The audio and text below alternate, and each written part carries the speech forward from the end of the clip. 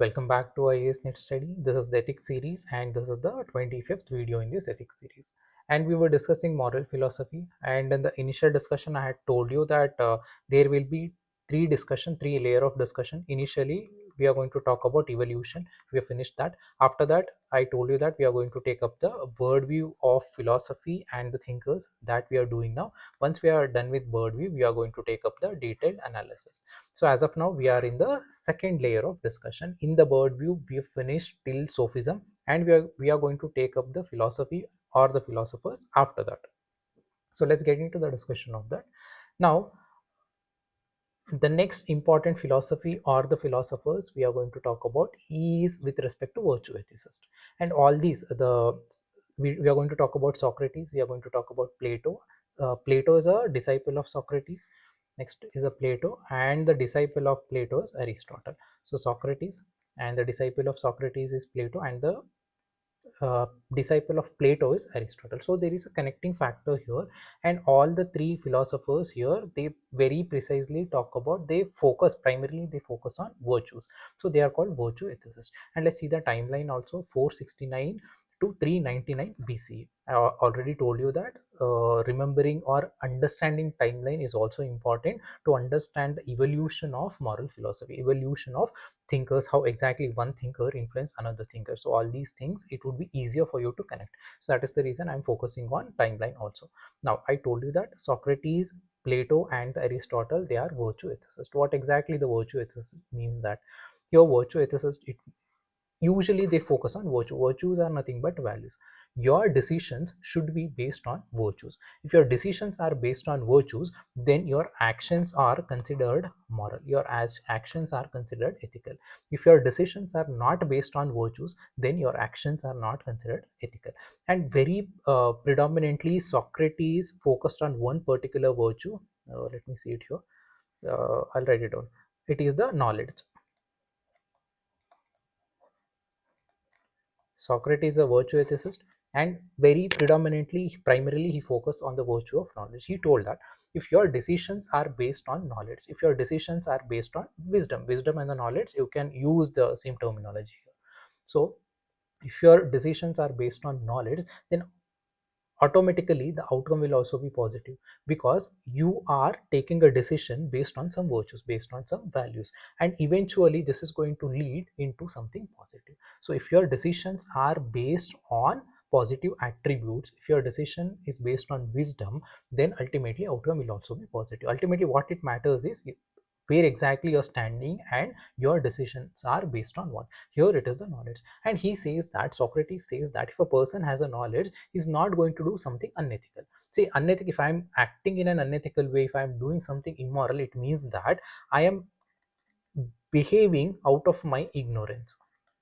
It is not, if I have knowledge, I'm not going to do something bad. If I knowledge, if I have wisdom, I know that outcome will be negative.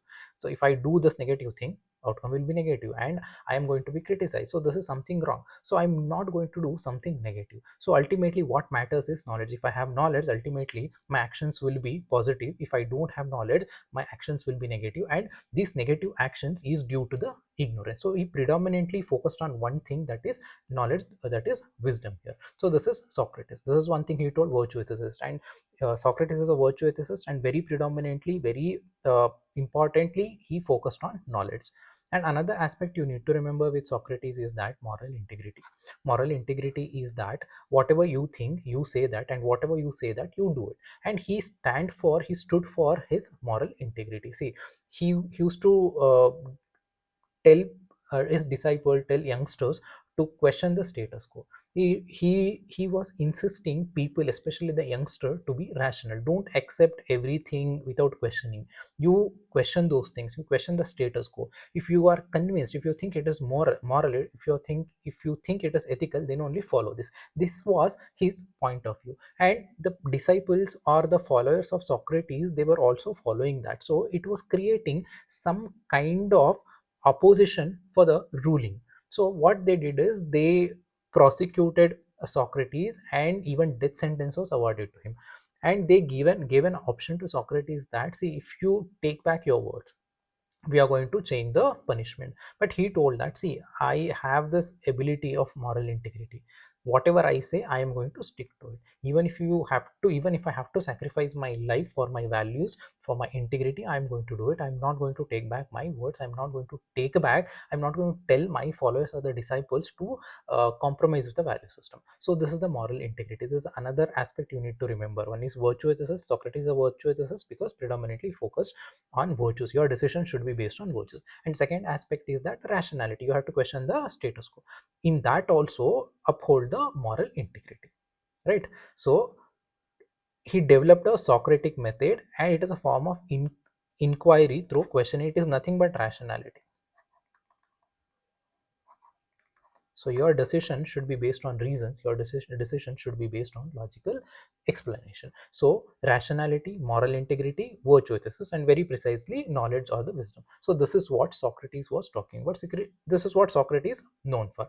So in the bird view, we finished Socrates. Now let's go to the next important thinker, that is Plato. I told you that Plato is a disciple of Socrates. So influence of Socrates is very much visible even in the Plato the discourse or the Plato teaching also. Here also he is also virtue ethicist, so he also talked about virtues. But here, if you look at the Socrates talked about one particular virtue, that is knowledge, wisdom, he talked about.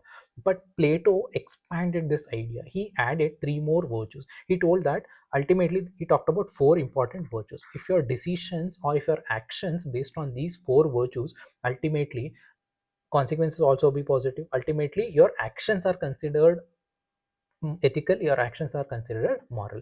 If your actions are not based on virtues, if your actions are not based on these values, then your actions are considered immoral, your actions are considered unethical.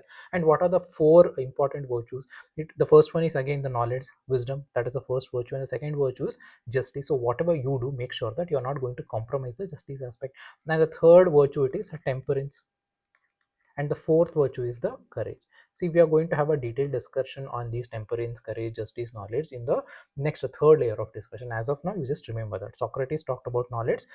Plato extended this idea of virtues. He added three more virtues into it, right? This is one thing. And the well-known work of Plato is the Republic. And he talked about governance also. In that, he told that the state should be ruled by enlightened rulers. Enlightened rulers are nothing but the kings who are philosophers. Also philosophers means that if I am a philosopher, I know what is good and what is bad. I know what is right and what is wrong, what to do and what not to do. If I am a ruler, I already have these ideas of good and bad, ethical and unethical, moral and immoral.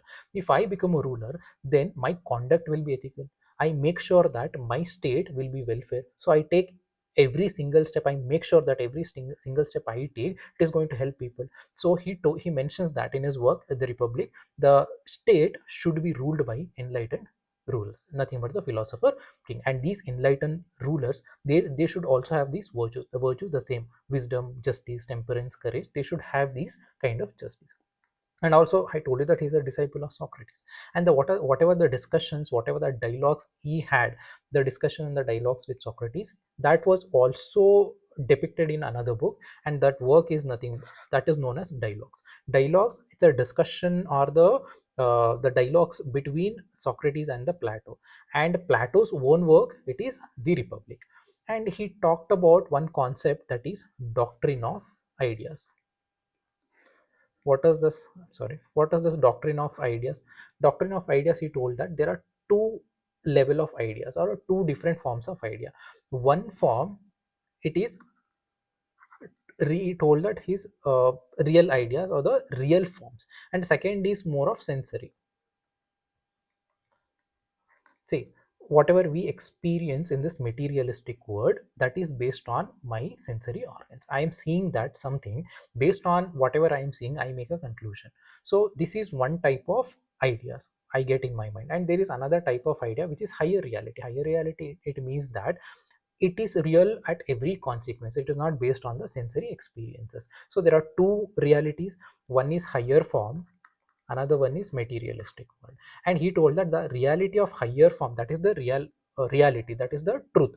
And the whatever I am experiencing at my materialistic world, that is not the reality. So our responsibility is we should move from this to this reality, from materialistic world reality to higher form reality. See, in higher form reality, truth is truth. Whatever the consequences, whatever the situation, whatever it is, whatever the time period, truth is truth always. 500 years now, after 500 years, there is only one truth. So this is what he told. At the materialistic level, at my sensory level, what I perceive is it is something else. So we need to move towards, we need to understand this higher reality. That should be the purpose of life. When I understand the higher reality, my conduct will be ethical, my actions will be moral. So this is what Plato talked about, and he founded the academy. It means that it was an institution where the discourse happened, where higher learning, especially with respect to philosophy, governance, all these was taken place at the academy. It was founded by Plato. Right, this would be sufficient in the bird view of Plato. Let's move to the next philosopher, that is Aristotle, and the time period is 384 to 322 BC. Again, I told you that Socrates disciple Plato, Plato's disciple Aristotle. Again, the influence of Socrates is on Plato, virtue ethics. The same influence is there on Aristotle also. Again, Aristotle is also a virtue ethicist, but there is a difference here. If you look at the Socrates, he mainly focused on knowledge, right? Then Plato extended, added three more virtues to it, and it became four important virtues according to Plato. But Aristotle, he talked about doctrine of mean. What is this doctrine of mean? See, there are two extremes for every attribute. Take an attribute of courage. What is one extreme? One extreme is that recklessness.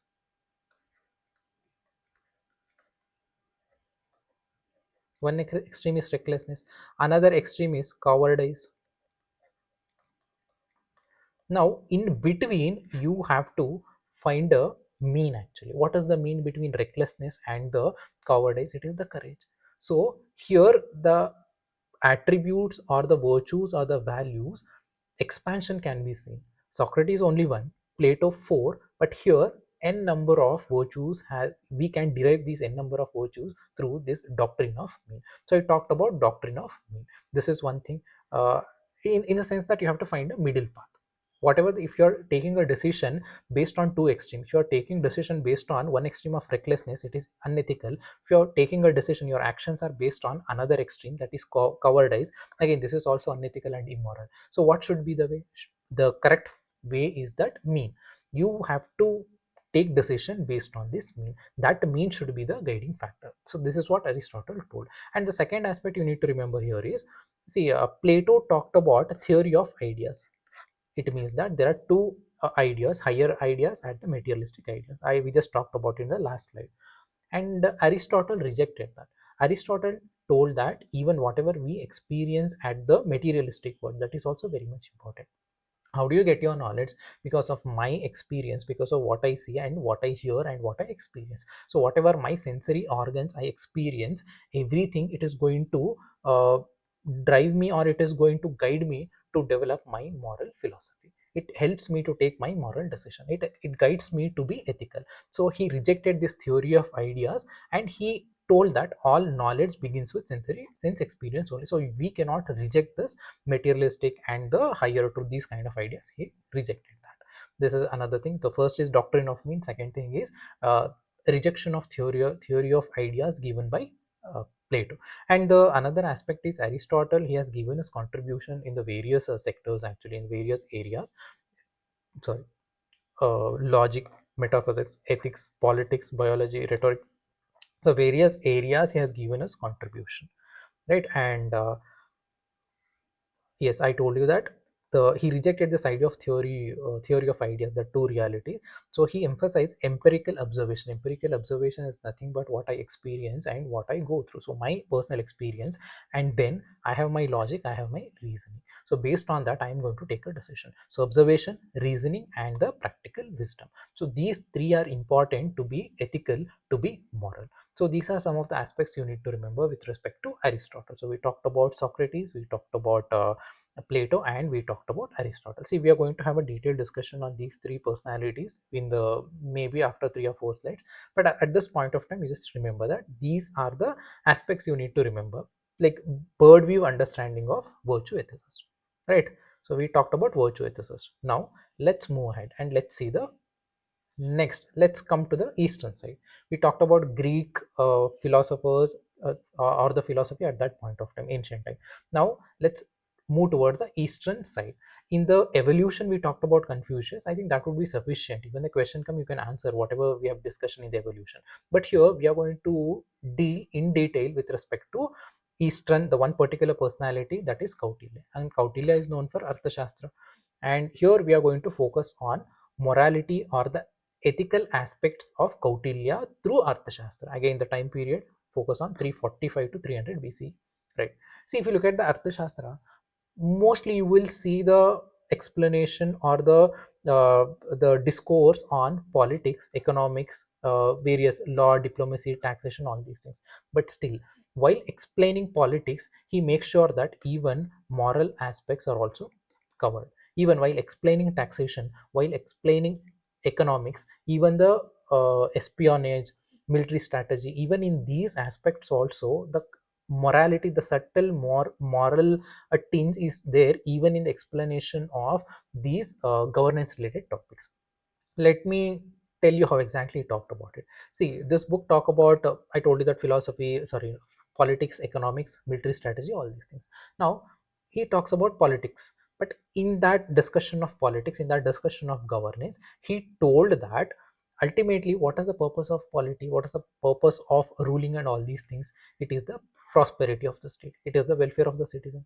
So ultimately, politics is one side. He's telling that these are the attributes the king should have, these the reason, what is the main objective of politics, why king should behave in this way. All these things have been explained under political philosophy. But if you go to the core philosophy or the understanding here is prosperity of a state, welfare of citizens. This is what he is talking about. Ultimately, whatever he is telling you to do, ultimately it is leading to the prosperity, it is leading to the welfare. It means that whatever we saw in the Western philosophies of Socrates, ultimately they also want to see the welfare state, they also want to see the stable state. So here also ultimate objective is the same. So here the philosophy has been included even in the politics. And he talks about leadership. In that leadership, he talks about some ethical qualities. It means that a leader should have certain qualities. When we were discussing about Socrates and Plato, there also I told you that we talked about leadership enlightened leadership. Again, who are these enlightened leaders? The person who has the knowledge of philosophy, the philosophical kings. This is what we talked about. Here also Kautilya is also talking about that. He's talking about ethical leadership. Leadership, it's there, but he's talking about ethical leadership. Ethical leadership means that the person should have certain qualities. And what are the qualities? The leader should be honest, there should be aspect of impartiality, and he should follow the moral duties, is nothing but dharma. And he should act, if I am a king, my objective is welfare of the citizen, so I should act like servant of the people. So these are some of the attributes, these are some of the values a leader should have. So in a way of explaining governance, he talked about morality, he talked about philosophy also, right?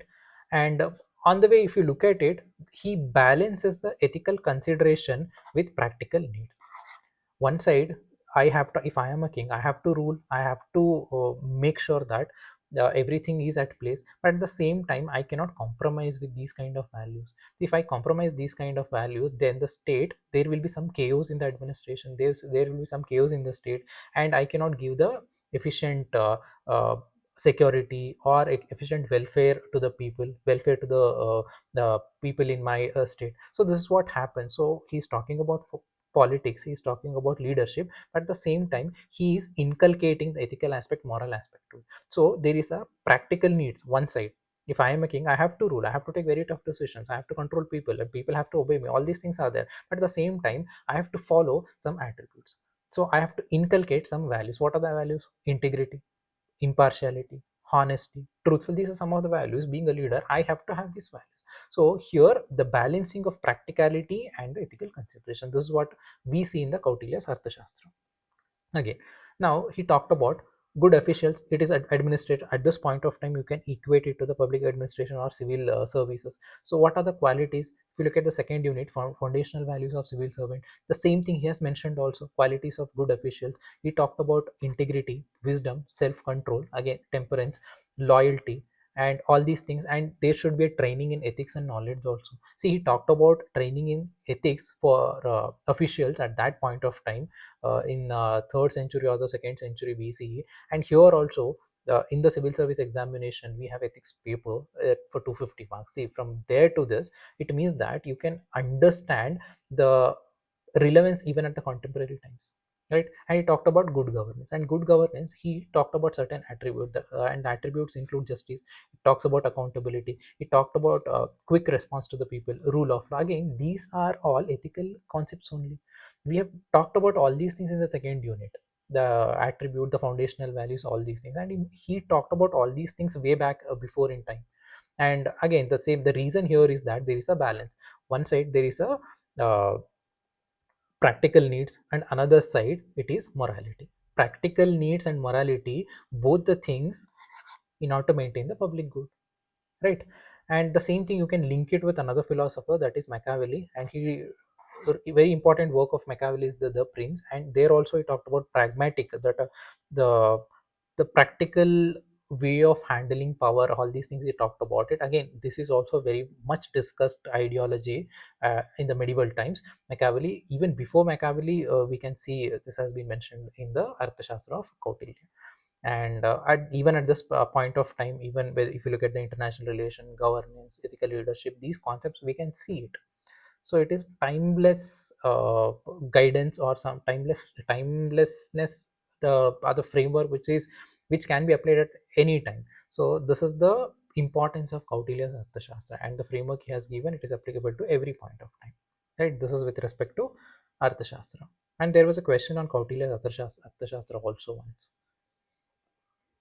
And then, now let's see, third century BC, early third century BC. We talked about virtue ethicist, and we talked about Arthashastra. Now let's move ahead in the body. Let's move ahead and let's see the early third century BC. Now the new concept emerged, that is Stoicism. In the last video we talked about Sophism, and Stoicism is different. And here is the Stoicism. And Stoicism, it's a, here they try to address the issue of morality, ethical values in a different perspective. And under Stoicism, they mainly focus on one thing. See, there are few things which you can control in your life, and this philosophy tells you that you focus on those things which you can control. So what I can control, I can control what I think. I cannot control what you think. I cannot control people around me. See, it is impossible. So what a Stoicism focus tells you is that focus on those things which you can control. At my level, individual level, I can control my emotions, so I can control the way I behave. These are my things. So focus on these things and improve those things, rather than thinking about what other person thinks, how the environment react. You don't bother about all these things. You focus on yourself. You focus on what you control, and you develop that. And there are few things which are outside your control, like other people, weather. See, already something happened, that is past. I cannot change the past, I cannot control the past. See, these things should not disturb you. If you are getting disturbed by these things, then it is going to disturb your inner peace. When your inner peace is disturbed, it is going to impact your positive values or positive attributes inside you. So when your positive attributes are disturbed, when there is no inner peace, then you cannot take decisions based on reason, and you cannot take decision based on virtues. So ultimately, control what you can. What I can control my emotions. Once you control your emotions, there will be inner peace. There you are calm. You're not bothered by whatever other people are doing, what other people are thinking about you. When you have this inner self discipline, when you have this inner calmness, then your decisions are based on reasoning. There is a rationality. You can expect the rational decisions. So you're going to live according to the reason, you're going to live according to the virtue. So if you're living, if there is a rationality, if there is a virtue based decision, ultimately you are living a life of ethical framework. you, your conduct is moral, your actions are based on these ethics. So ultimately, if you focus on inner self, control your emotions, the outcome will be positive. It will lead to the ethical conduct. So this is what he's talking about. Sorry, stoicism is talking about. And this philosophy talks about a wise person or a sage does not let harmful emotions control them, because they understand what really matters. Ultimately, control your emotions, you can lead a ethical life, you can follow the moral framework. This is what stoicism is talking about. Ultimately, if you control it, you can have a good and peaceful life, right? This is what stoicism is talking about. Next, let's jump into the medieval time. Medieval time, again, we are going to discuss from in this perspective, from Indian perspective as well as the Western perspective. Let's start from an Indian perspective. Medieval time, especially in India, what are the philosophy or the philosophers we see at the medieval time? Most probably, the if you just glance your history, the important ones are from Bhakti movement. There are so many saints like Gyaneshwar, Basavana, these kind of Chaitanya Mahaprabhu, even though they are talking about spirituality, but under the spirituality lens, they talked about philosophy also. They told you what is right and what is wrong, what is ethical and what is unethical, and what is moral. Your actions should be based on morality. So they give this life lessons also. So even though Bhakti movement, as the name indicates, it is about the devotion and all these things. It talks about spirituality, it talks about devotion. But under the garb of all these devotion, spirituality, there is a very strong moral philosophy also. If you look at the various, if you even if you look at the Kabir Das, Ramanand, all these important eminent personalities, eminent bhakti saints, they talked about equality. See, they were focusing on devotion, but if you look at that, keeping that aside, what are the values they talked about? They talked about equality. See, they promoted equality. There were a lot of social evils at that time. They raised the voice against social evils, against caste system, against the social divisions of the society, or the how women have been treated. All these things have been questioned. They were, and even there was a social support also. It clearly shows that people were also accepting whatever the bhakti saints were propagating.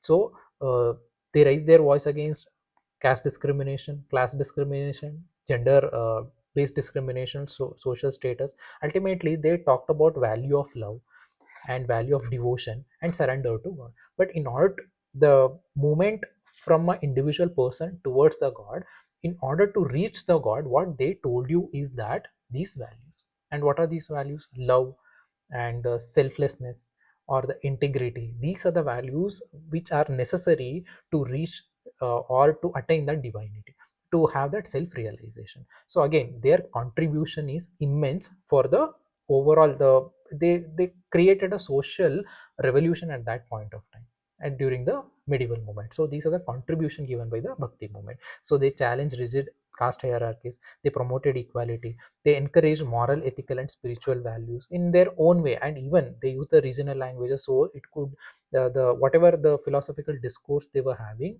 it reached even at the last person in the social strata. So somewhere that connectivity factor was also created by these bhakti saints, and they immense contribution to the local languages, all these things. Somewhere it has revived the understanding of philosophy. They've given new understanding to the concept of philosophy and ethical framework at that point of time. They emphasized love, they emphasize compassion, humility, devotion, blend of ethical living with spirituality. I told you that there is a spiritual aspect, religion aspect, religious aspect is there. But even if you look at, if you take this religion outside, away from their teaching, the teachings are core teachings are equality, core teachings are compassion, core teachings are love. Ultimately, welfare of the society. If there is a love and compassion at the social level, it is the welfare of the society. Socrates was also talking about the same thing. Aristotle was also talking the same thing. The same thing has been extended in a different perspective, right? This is medieval from Indian perspective. In the same way, Western medieval philosophers are also there. They were also, even Western philosophers are also talking about philosophy under the blanket of religion. Let's talk about that. Now, the important philosophers you need to remember at the medieval time period, it is Thomas Aquinas. And again, there is a Saint Augustine also. But here in the bird, we will talk about Thomas Aquinas. And the time period is uh, 1225 to 1274 AD. And he is an Italian philosopher, theologian, and regarded as one of the greatest figures of medieval scholars. And he believed, there is the important aspect you need to remember with respect to Thomas Aquinas is that usually if you look at the various philosophers before, we have talked about Socrates, we talked about, even before that they were talking about rationality. One thing, there is rationality. And if you look at philosophers, theology based thinkers, theology based philosophers, they predominantly supported this idea of faith. One side, religion or the theology, it is supporting the faith that you're not supposed to question it. See, if I believe in God, if there is a religious person believe in a God, it is, I have not seen a God, I have not experienced a God, but still I believe in a God. Can you prove it? I cannot prove it. There is no reason behind my faith. Faith is one thing and reason is separate thing. If you apply this reasoning into the theology, again, it creates some kind of conflict. See, if somebody asks me the question, you have not seen the God, you have not experienced the God, how do you believe all these things? I don't have a question, I don't have an answer. So reason is one side and faith is another side. And the medieval Western thinkers, they told that reason and the faith both are like same thing. It's like two sides of the same coin. Somewhere they have equated the faith and the reason. This is a very experimental thing and very daring thing to do, but they did it very successfully. They told that faith and the reason, they are compatible, and they told that whether it is you stick on to faith or whether you stick on to reason, rationality, ultimately it will lead to the truth. So this is how they compromise to diverse understanding. And Aristotle, whatever Aristotle talked about morality, the mean, all these things, the doctrine of mean, virtue ethicist, all these things, they've combined the Aristotle philosophy with Christian theology. So whatever the virtues Aristotle was talking about, the Christian theology, the religious background has been culminated out of this Aristotle philosophy. Again, here what they did is using reason and logic to explain and defend religious doctrines. Whatever the reasoning rationality was given by Aristotle or even a predecessor of Aristotle, those ideologies have been taken, and here also reason and logic is used, and these reasoning and logic is used to strengthen the religious doctrines. Some of them, they did not accept these kind of thinkings, but still this is quite famous, and it was very much discussed. Actually, if you think about medieval philosophers, the influence of theology is very much visible here.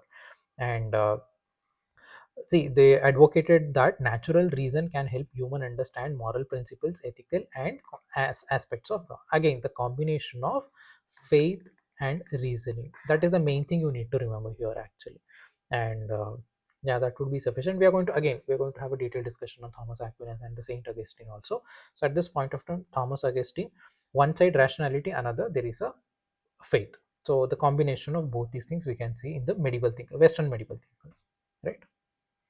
Then 15th century, again medieval. In the Indian side, let's come to the eastern side. Again, the new religion, Sikhism.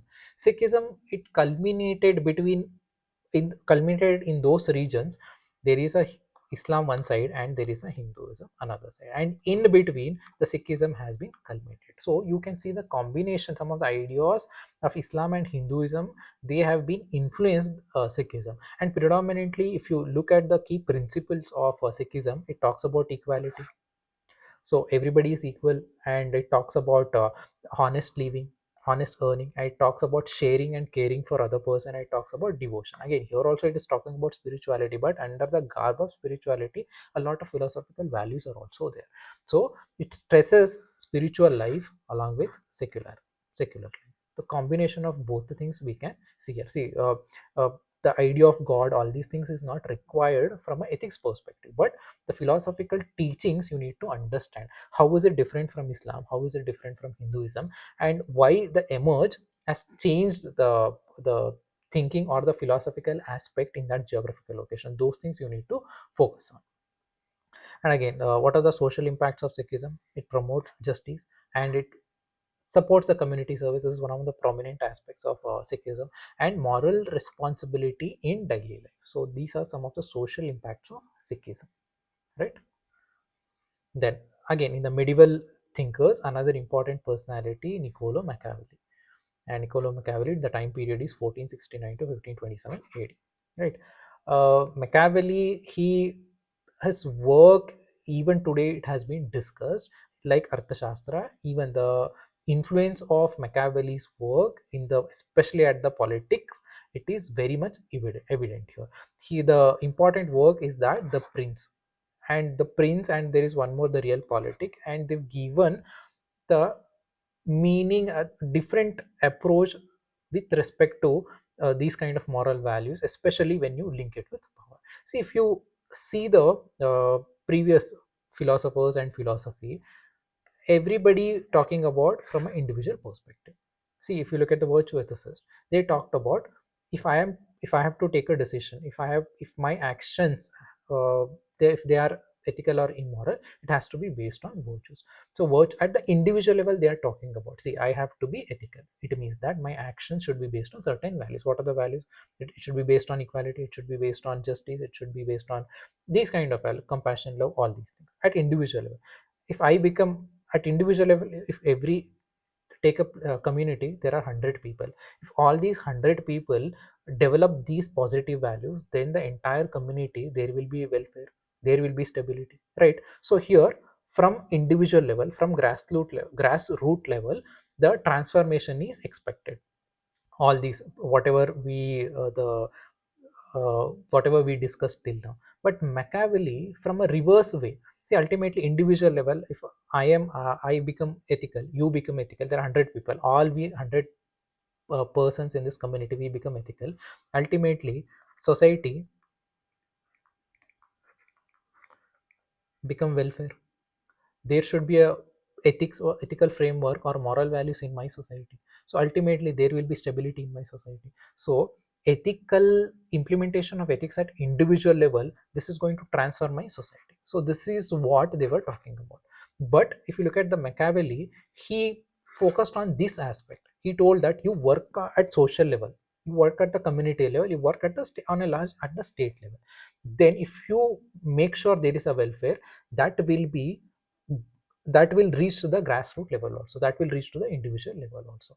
And he told that, how can you make sure that stability and welfare to the state or the society? It is possible through the politics, through the power. If you have the power, then you can give the stability to your state, you can give welfare, you can make sure that there is a welfare in your state. So how do you handle this power? Through the practical consideration. All this morality, all these things, morality, ethical consideration, moral values, attributes, everything comes below power. Power is above all. Power is above the moral value. If you look at the other philosopher, they focused on morals, then they talked about stability, welfare. But here he's talking about stability and welfare. How do you get this stability? Through the power. If I am a king, see, if I can, my responsibility is to give the stability in the society, welfare to the citizens of my country. Now, if I am a weak king or a weak prime minister, I cannot give to the people, I cannot control it. So here is telling that morality is below the power. If you are a king, make sure that your focus is uh, welfare. How do you do that? By controlling everything. So if, in order to have a very strong power in your hands, you can go to any level, you can go to that, you can be cunning, you can be deception, you can be deceptive, and even when it is necessary, you can take any steps. It is not considered immoral, as long as you are giving stability to the people. So power comes first, morality is below the power. And somewhere, if you look at the most of the country, this is how things were working. At the theoretical level, we can talk about virtues, we can talk about values, ethics, all these things. But in reality, how exactly things are working? It is the power. Politicians are controlling power, kings are controlling power, rulers are controlling power, we are following. So he told that power is above, then comes morality. So its perspective is quite different here. So he prioritized stability, and here it is, prioritized stability of a state over convention ethics. And he emphasized pragmatism, strategic thinking, practical governance. See, this is the reality. Ultimately, whatever the theoretical work all you can say, but at the, when you see that ground level, this is how the things work. And if you are at this level, if you're a leader, and if you think about all these ethics, morals, values, then you cannot give that stability, you cannot give these kind of welfare to the people. If you are a weak ruler, or if you don't have that political power in your hand, so you can go to any extent to retain that power above everything, power above morality. This is a different perspective with respect to make sure welfare, with respect to handling stability in the society. And this idea is considered as a political realism. Whatever others, it is idealistic in nature, those are also positive, but here this is some kind of realistic in nature. Niccolo Machiavelli, right? Then we have a Thomas Hobbes. Thomas Hobbes, 1588 to 1679. The one important aspect you need to remember with respect to Thomas Hobbes, it is the social contract theory. Now, what is the social contract theory? In actually, if you look at the nature of a human beings, naturally we are self-interested. It means that I want to be happy in my life, and everybody, there is a factor of self-interest. And he tells that if everybody starts acting for their own happiness and in their self-interest, it is going to create some kind of conflict. I want to be happy, you want to be happy, and there is some kind of conflict. There is one tree, I want apple from that tree, you also want apple, there are apples in that tree, you also want apple in that tree. Then we are going to fight for it. There is kind of conflict. Imagine this is between two persons, and in a society, in a state, there are lakhs of millions of people there, and if the conflict arises between everybody, then it is going to create a chaos, it is going to create an instability at the social level. So this is going to harm everybody. Now what is the solution? The solution, he told that social contract theory. What is the social contract theory? Social contract theory is that, see, I also want apple, you also want apple. Now it is going to create conflict. I also know that, you also know that. Now we came to a conclusion. What is that conclusion? Now we are going to give this responsibility of distributing apple to the third person. So the third person will come, third person is going to distribute the apple. So I am giving my responsibility to the third person, and this third person is nothing but government or rulers, whatever.